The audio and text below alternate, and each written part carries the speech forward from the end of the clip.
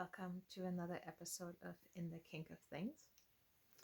And in this episode, I wanted to talk about the misconception around kink and pain.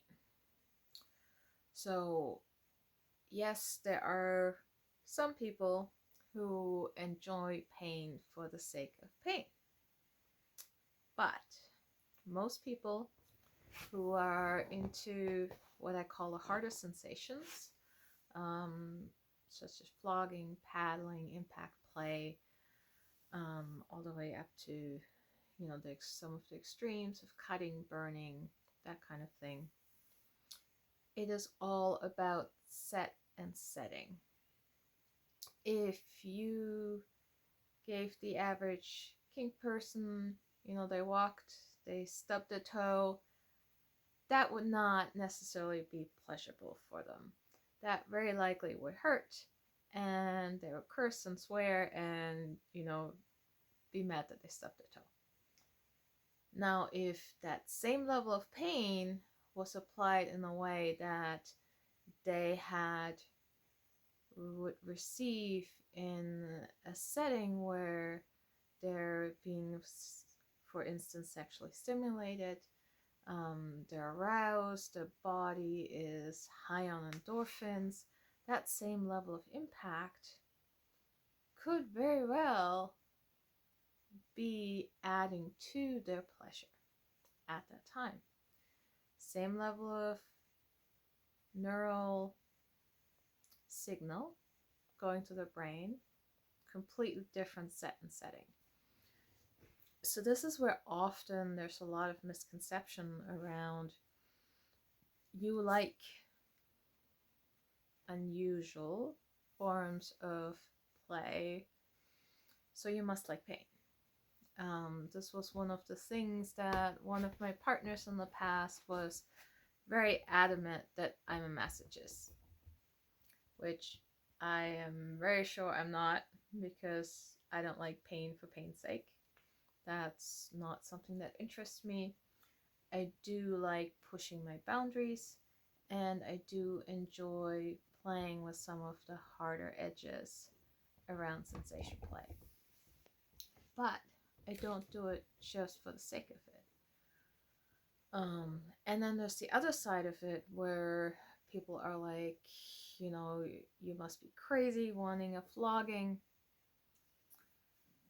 But the thing is, you can use a flogger in very many levels, very many ways. You can be as gentle as a feather with one, and it can be a soothing, massaging-like sensation, or it can be really stingy and tough and impact and, even to the extreme of cutting the skin because of such a hard blow. So there's such a wide range of sensation that you can have with any of toys or impact plays or whatever you're playing with or doing.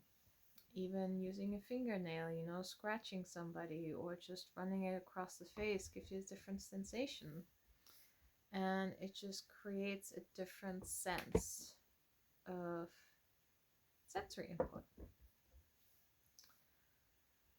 So it is a little frustrating sometimes, because someone will, you'll mention something and they're like, oh my god, that's so scary.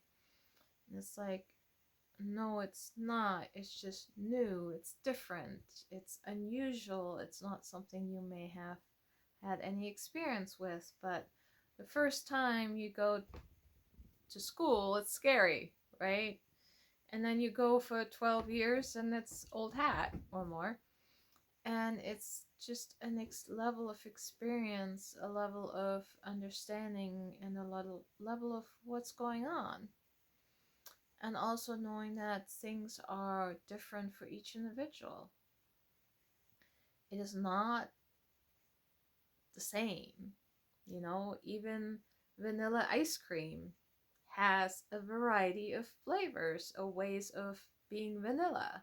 You can have French vanilla, you can have bourbon vanilla, you can have artificial vanilla, you can have real vanilla, you can have vanilla chunks in there, like vanilla bean. It's just such a variety, even just within a small spectrum, that when you have a huge spectrum or expanded spectrum, you're going to get billions of varieties. So to make an assumption is very challenging because you don't know unless you communicate, unless you ask, unless you talk about it. And that is one of the things that I actually enjoy around healthy kink relationships is the level of communication, the back and forth, the talking outside of the playroom, outside of the bedroom, outside of the acts, and saying what you like, what you not like. Do you know what you like? Do you know what level of sensation you're wanting? Do you have any interest in role playing, in, you know, whatever genre it is? You can talk about it, you can discuss it, you can figure out, oh, this looked amazing in my head, but reality not so much. You can backstep, you can figure out different pathways. Also, one of the challenging things in my personal life is that my current partner didn't know about this world when we first met. And it was actually challenging for them to meet me in what I enjoyed. And it wasn't that I didn't enjoy the kissing and the making out and the hugging.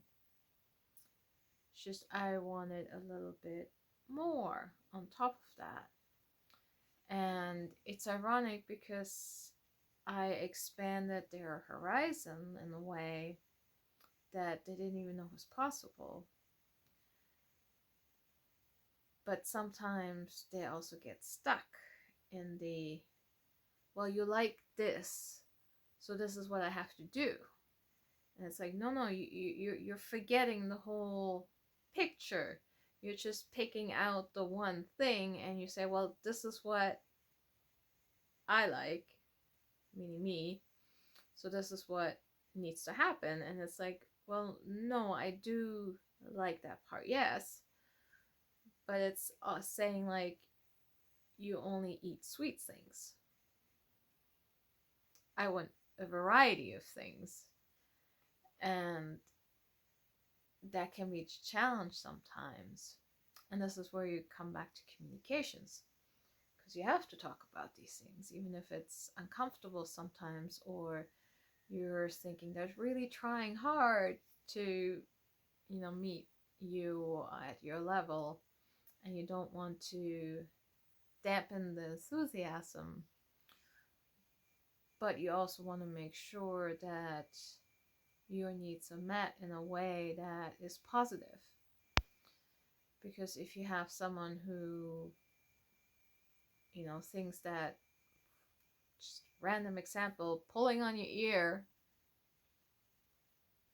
is what brings you pleasure, and that's all they do, is they just pull on your ear, which in fact you do have a lot of sensory nerve endings in your ear, and it can be quite pleasurable to, stroke and touch the ear. But if that's all you're doing, after a while you're wondering, like, can we do something else? That this is nice, but can we expand? Can we, go into different avenues? And it is sometimes easy to get stuck on, well, this worked in the past, so let's just keep doing what works. But I realized that for me, part of the interesting kink is the ability for variety, for different opportunities to try different things, to explore and expand in different areas. And it doesn't always have to be hardcore, deep dive, mind blowing, going into space, zoned out interactions. It can just be hugging, touching, loving, just showing presence in the moment, just being open, and it not having to look a certain way, it not having to have a certain outcome.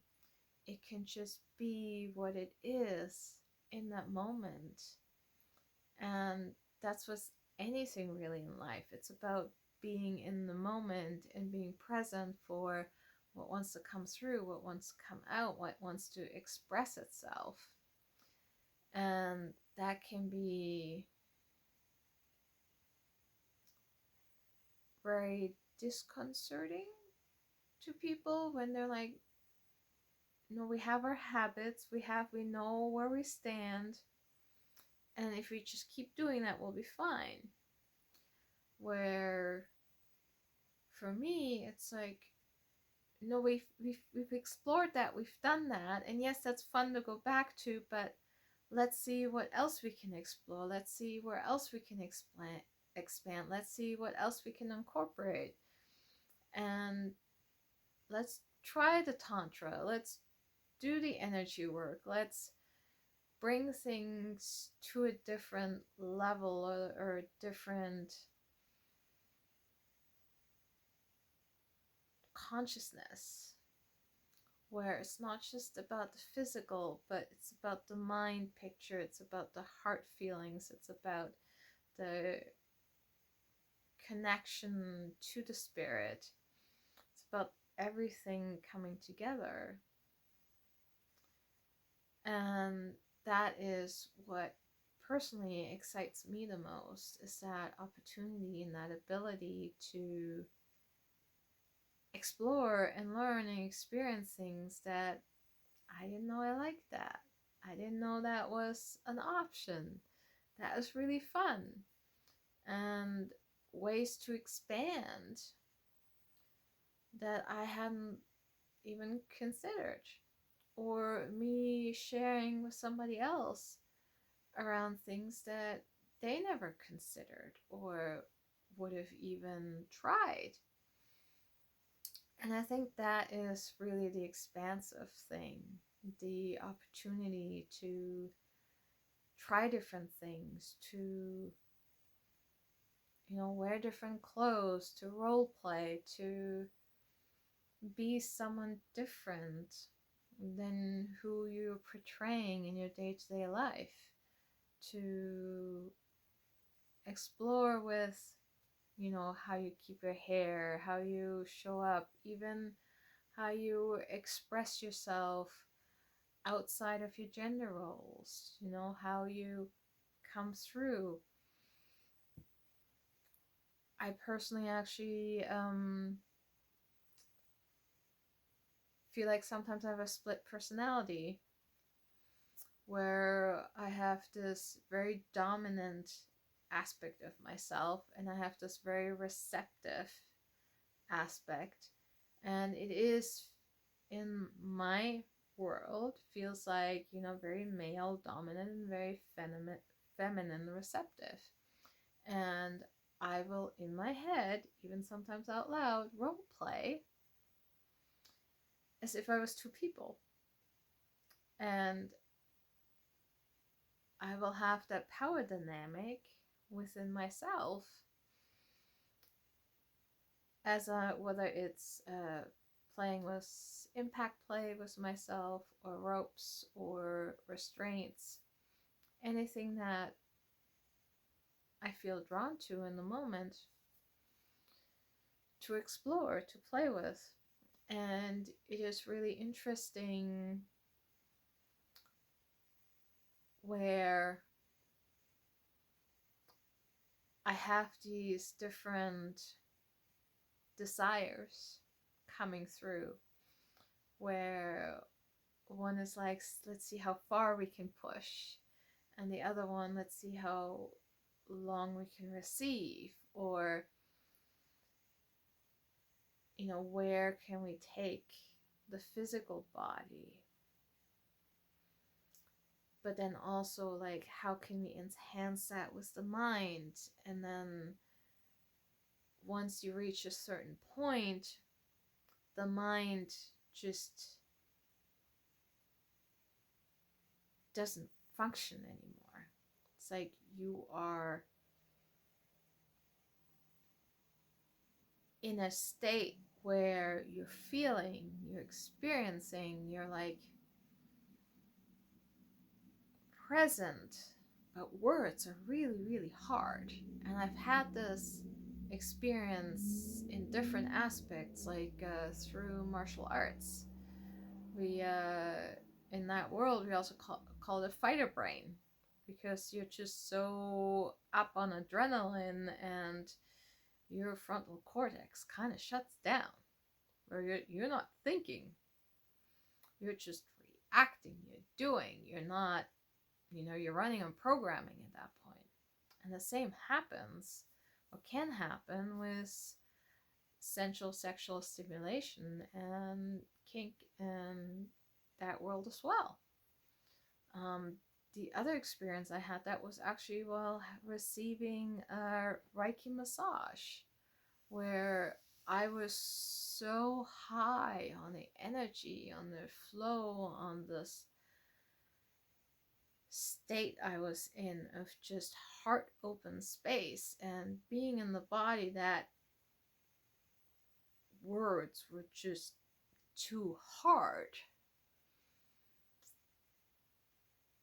I can't even explain it. It's just, I knew how to move my mouth and I knew how to say the words, but to get them there's almost like a disconnect. And this is something to really be aware of, that when you are playing in these levels, brain will do that. It will stop working. Some of you who may have played in this field for longer know about something called a safe word, which is something everybody is always recommended to have, is a word that you mean stop everything. And this is usually for people who play with non-consensual consent. So they're pretending that they're saying no, but they actually mean in the game that they're playing, they actually want to be played with, even so they're saying no. So for them, they might use a specific word that's completely different, like watermelon or guitar, just something completely random. But for the average person, something like stop or red. Often colors are being used. One of the ways to communicate is if someone wants to check in, they're like, or if they want to communicate, they're like, green, we're all good, like, keep going. Orange, we're on my edge of comfort zone, maybe back off a little bit, but don't go past this. And red is like, all stop, like, we gotta get out of this because I'm either hurting, something's going on, I'm uncomfortable, emotional, physical, whatever it is. We need to stop the scene, we need to go out of role, we need to fix this, whether it's the end of the scene or we adjust things and go back in, or it's completely a stop. So green, keep going, we're good.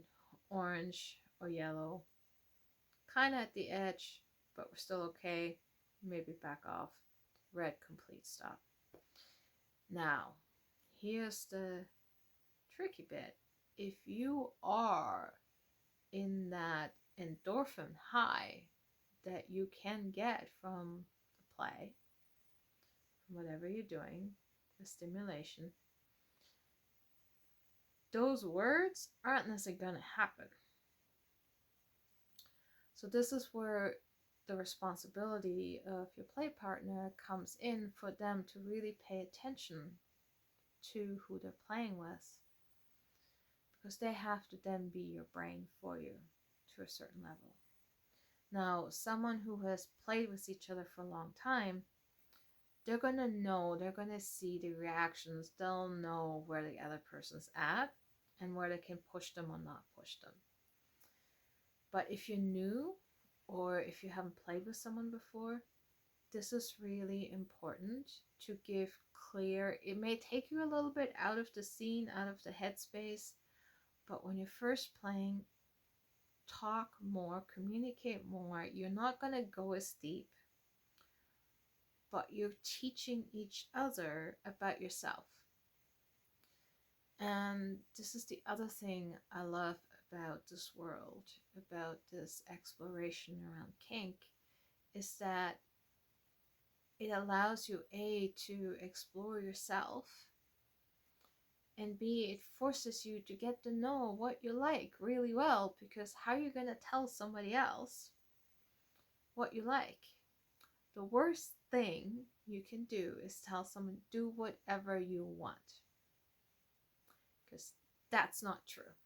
You will never say that to somebody and actually mean it. Because when you tell them, do whatever you want, you have full consent. Do you want to be burnt? Do you want to be killed? Do you want to be drowned? Do you want to have your hair caught on fire? There's all these things that you very likely don't want them to do. So giving a blanket permission like that is absolutely the worst thing you can do.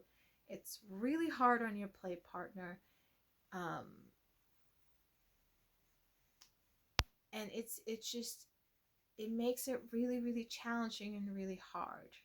Give them a parameter, especially if you're just starting out playing. And if you don't know yourself well enough to know what you want, stick it to something simple. Mild sensation play. I just want to receive pleasure. And let's keep it at a mild level, a medium level, or edge level. Like, qualify that and figure out what that means for you first. You know, if you're listening to that, you have time to figure that out. And when you're telling me, Sarah, I have no play partner, how am I going to do that? And I tell you, if you have hands, you have a body, you can clap, you can figure it out yourself. Because what level of impact do you like? Do you like impact at all? Do you want to be stroked? Do you want to be just gently scratched? Do you want to be heavily grabbed and touched? Do you want to be hugged? Do you want to be held? Do you want to be restrained? How does it feel for you to do it to yourself? And yes, it's a little different, but it's also a little safer because you have full control over whatever you're doing. And this goes the same for if you're going to play somebody and provide sensation play for them. One of the rules for DOMs, well, unwritten rule or suggestions, is that you always try any toy or implement that you're going to use on somebody else on yourself first. Because when you know how it feels, that is how you know how to control it. Because if you don't know if a light slap is like this, a medium slap is like this, a heavy slap is like this kind of impact, how are you going to be able to judge what your play partner is able to take? And if you say, well, I don't like pain,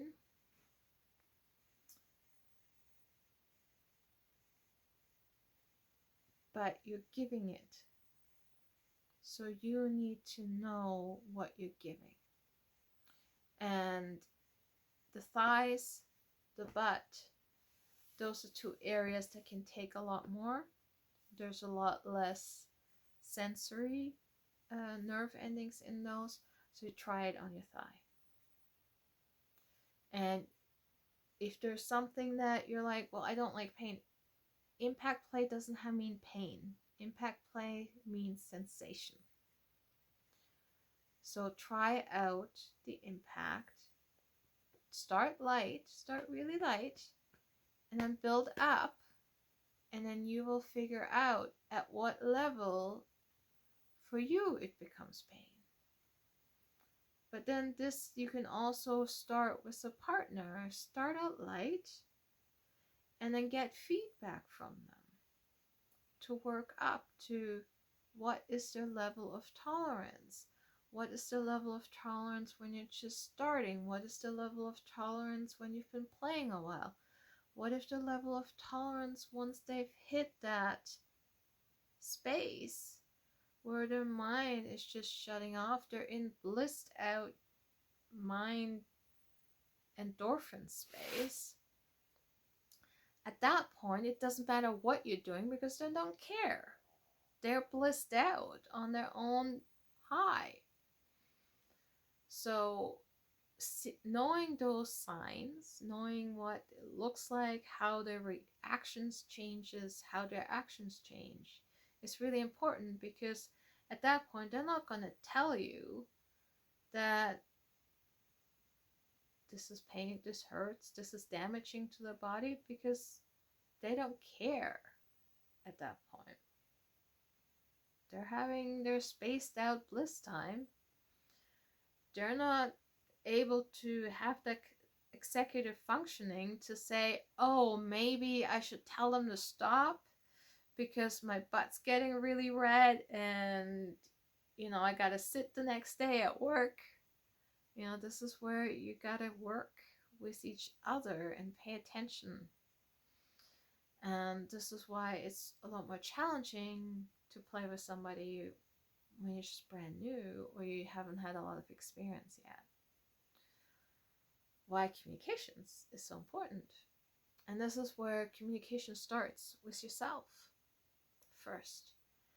And this can be challenging. I know it has been for me, because I was embarrassed that these were my desires, that this is what I wanted in life. I didn't want to ask. I still don't play with myself as much as I would probably like or desire, because part of me still feels like I'm taking something away from my partner by playing with myself, but they're not as interested in playing to the depths that I like to play. And if they're present while I'm playing myself, because of my mind being focused on my body, it doesn't really work for them, because they're much more interested in emotionally connecting and then having the physical interaction. Whereas when I'm in the space, when I'm going into sensation play, into kink space, I'm going inwards. I'm going into my body. How do I feel? How am I, I'm often reducing sensation, whether it's sight or sound or mobility restraints. It's just I'm putting restrictions on my sensation or sensory inputs so that other things become heightened. And then this way, I am fully going into my body, being present with the energy, with the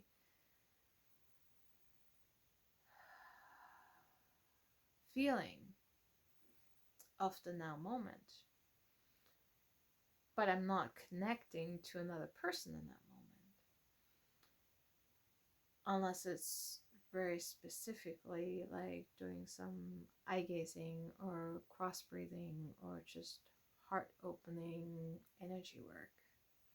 That's a whole other field necessarily. And I have done some play where it's combined of, building through the the sensation play and the kink, and then turning that into energy work, and building and going through the chakras and having a full body energetic experience, even astral travel, going into space. And it's just such a different interaction between two people. But I have found a lot of times it's, at least what I've experienced, is one person being guided into that space while the other person is being more cognitive aware and being support of the other person. It would really be interesting to eventually be able to play in such a way that both can go into that space together.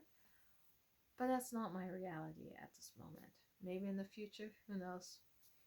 But yeah, I think this was an interesting discussion around the subject, and I hope you guys have received something that will be of benefit, inspiration, or guidance for you. And I know my inner soul space is very happy to share these things with you guys, because sometimes we need to express these things so that more can come up, so that we can create the safe container, create the safe space for further exploration, for further experimentation, and even discussing these things out loud, because they've been in the closet long enough. And while there's some amazing people who are very open and very free with their knowledge and their thoughts on the subject, I think it's time for it to be more and more open, and for us all to be able to express a sensuality, a sexuality, and their desires with each other openly. It be saying the same thing of what's your favorite food, or what's your favorite color, to what's your favorite position. And with that, I wish you guys a lovely rest of your day, and talk to you soon. Bye for now.